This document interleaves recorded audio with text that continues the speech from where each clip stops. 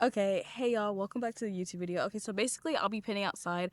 I'm like one of those people who have to experience something before I actually do the real deal. It's like kind of when I have to look at like the restaurant menu before I actually go to the restaurant so I know what I want before I get there.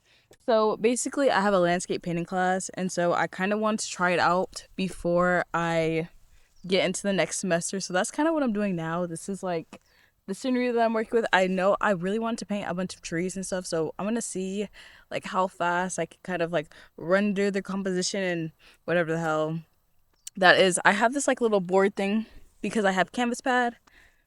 I'll be working with a 12 by 16. I don't know which way I want to, if I want to do landscape or portrait, but we'll see. Anyway, let's get right into the video. Okay, so I know with the class, my biggest issue is definitely going to be like simplifying my palette. So I did bring out probably way more colors than I'm probably going to use when I'm actually out there. But I do have my paint thinner in this spill-proof container because I broke the last one that I had. Literally crashed out. I have some paint brushes that I might be using. I'll probably start with the big ones just so I can kind of get the composition of whatever I'm looking at. Here are the greens that I pulled out. Honestly, sap green is always a clutch, but these are the greens that I'll probably be using, but we'll see. These are the yellows that I pulled out. Blues, honestly, these are like what you use for like a landscape palette. So, and then my browns, excuse how they're like literally falling from the seam. I spilled a lot of things, paint thinner, linseed oil all over these tubes. And so now all of the tags are kind of coming off. So I'm kind of like guessing what they are, but they're on there enough so I know what they are. And honestly, I think to start off, I'm going to try to use a alizarin crimson for the underpainting. And honestly, we'll see how that goes. This will be the first time actually that I use alizarin crimson for the underpainting. Usually I use like burnt umber or burnt sienna or like a raw umber. So this is gonna be interesting. The last time I used this red in a landscape painting, it was actually a suggestion from my professor. Honestly, it was a perfect suggestion. Like this is like one of the like details in like art school that like I'm keeping that in the pocket. Okay, like this is like the secret weapon when it comes to like landscape paintings. Anyway, okay, actually we're gonna get started now.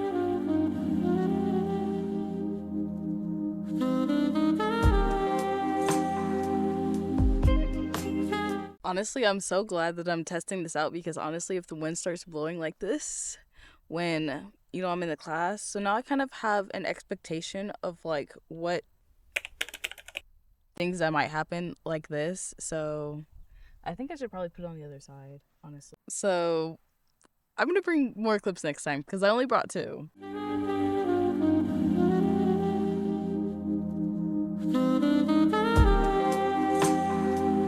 I'm honestly so glad that I did this little tester before the class. And mind you, this class is for next semester and it's a 6-hour class. So I'll have much more time to like paint kind of in a way. They did say that we were going to do like two sketches and one final painting. And the fact that I was able to, at least during this session, I was able to produce two paintings within like 3 hours. So that's like kind of good, but it's like weird because so all of my professors say that I work fast, but it's like kind of a different experience when you're forced to work fast. Like I don't intentionally work fast. I think also like the perspective that I ended up picking for this tree was also very difficult. And at first, I really didn't like the way that this painting was looking. But honestly, after looking back at it a couple of times, it's honestly not too bad, especially since it's my first time painting outside. I will say, if you're like an artist or a painter, you should honestly try it out. It's honestly like kind of relaxing. Okay, so I changed my mind. So I did end up, I'm gonna bring out my raw umber and I'm gonna go in with the darks.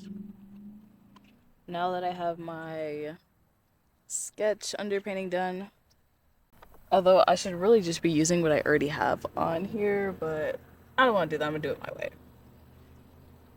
So I'm gonna use a slightly smaller brush. I'm a little bit worried because I really don't want like my paint thinner to fall or anything like that because like bad for the environment. The way that this is still moving is actually irritating me. I don't know, I just feel like if I have both sides, it's gonna be like uneven. So, okay, yeah, so I'm gonna go in with This brush, don't mind whatever the hell it's doing. It's windy.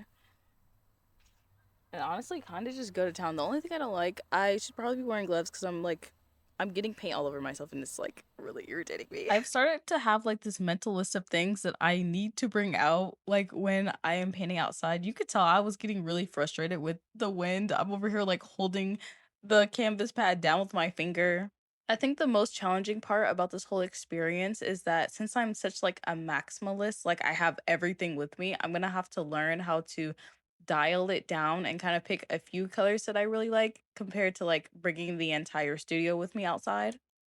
Multiples of certain colors like reds and yellow. I realize I have to work faster because the shadows are moving, and I realize the shadow that I put here is no longer in that spot. I honestly need to speed things up and not be. Honestly, at some point, I was so in the zone of like painting, I kind of forgot that I was outside. So when I don't know why, like in my head, I was like, "Oh, this is a still life, like it's fine." But then I realized, like, "Oh, we're outside and the sun is moving, so that means the shadow is moving." And that's when the stress really like set in. I had to like definitely start making decisions because I'm over here still working on the underpainting and the sun is moving. Like the sun is not waiting for anybody. I can only think about the certain problems that I would face when the weather is like changing. Okay, hold on. Okay, I'm gonna need you guys to really trust the process. Oh my gosh, the sun is moving. Like I'm about to be out of the shade. I'm like stressing. I know it looks crazy, but like just bear with me. And the thing is, right? So I intentionally sat in the shade for a reason because I really didn't want the sun beaming on me. And for whatever reason, Arizona's been having this kind of like hot, cold weather. Like at first, I'm like, oh, yes, it's cooling off. And then it starts getting hot again. And then, like, literally, as the shade is moving, I'm like, the sun is beaming on me. And I'm like, this is not what I signed up for. And mind you, I think during this period, I was probably about 30 or 45 minutes into the painting. Honestly, I think it's leaning towards 30 because if I can remember correctly, these both of the paintings that I did during this session took me around, I want to say an hour or an hour and like 20 minutes. Just because every time I set this up, it just takes me so long and I like to procrastinate while I'm setting up for whatever reason. I don't know. I guess it's just part of my regimen. Also, another reason why I decided that I wanted to practice this before the actual class is because I just hate being bad at things. Like I don't know what it is. I just like this sense of like embarrassment. I just can't handle it. Which is so interesting because like at the same time I also don't care about what other people think, but I think it's just because of my high expectations for myself. So when I feel like I'm not good at something and as it's not even necessarily like landscape painting. I can landscape paint. The problem is, can I landscape paint outside?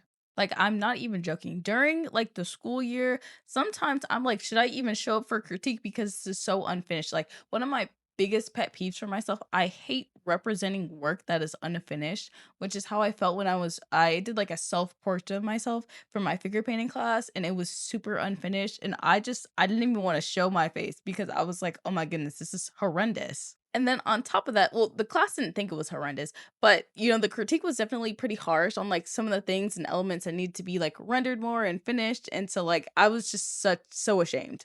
This is actually much more stressful than I was like initially anticipating because like it's like definitely coming together, but like it still looks really crazy. And so like I'm like, oh my goodness, like I'm gonna have to do this for a whole semester for 6 hours. Like and they were talking about they want us to make like three paintings. Like two of them would be sketches and one would be like an official painting. So honestly, I'm a little nervous because like this, but I think also I probably should have did something a little bit smaller and easier. So maybe that's why I'm like struggling just a little bit. Once upon a time, I was in the shade. Now I'm not in the shade because the sun is moving much faster than I was initially like anticipating.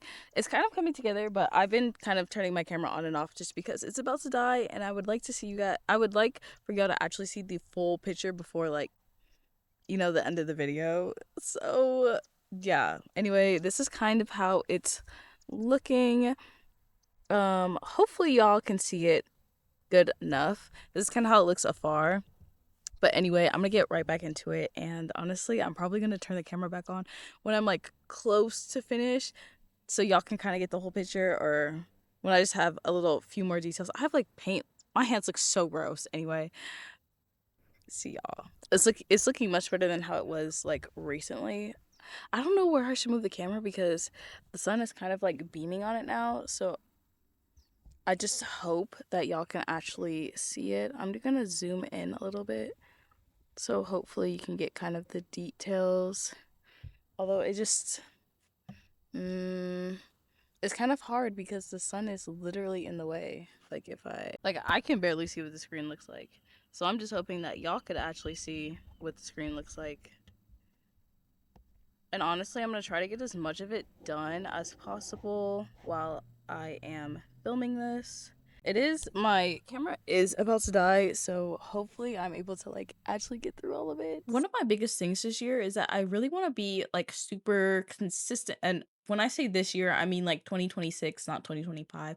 2025, I posted a little bit more than like last year, but not like a significant amount as much as I wanted to. And the thing is, too, I told myself that I am not willing to buy another camera until I learn and utilize the camera that I already have. Although I bought this camera under the assumption that it was for vlogging, which is exactly what I kind of wanted to use it for. Because one, I want to like allow you guys into like kind of my creative process, but two, I also wanted to like kind of show you how the undergrad experience is when you're getting an art degree.